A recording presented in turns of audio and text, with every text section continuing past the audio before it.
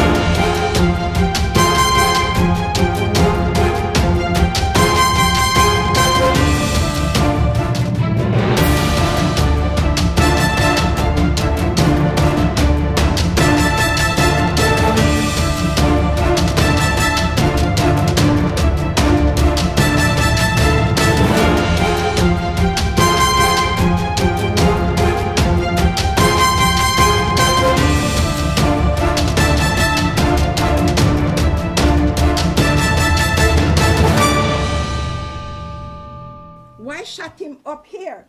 Shot him in his feet. Shot him on his foot. But all these police think about that they can just kill a black kid and nothing come out of it.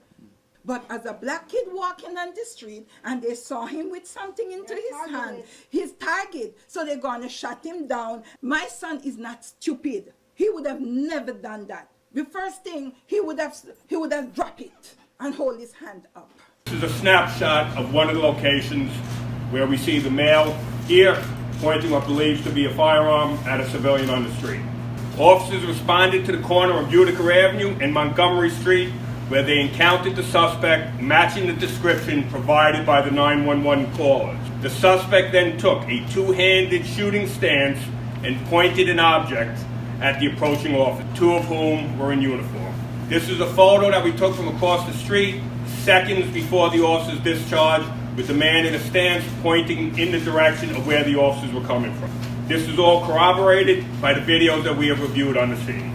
4 officers discharged their weapons, striking the suspect. Officers immediately rendered aid to the suspect and requested an ambulance. The suspect was transported to Kings County Hospital, where he was pronounced deceased. This is a photo of the object that was recovered from the male, a pipe with some sort of knob on the end of it. This was not an EDP call. This was not an emotionally disturbed call. This was a call of a man pointing what 911 calls and people felt was a gun at people on the street.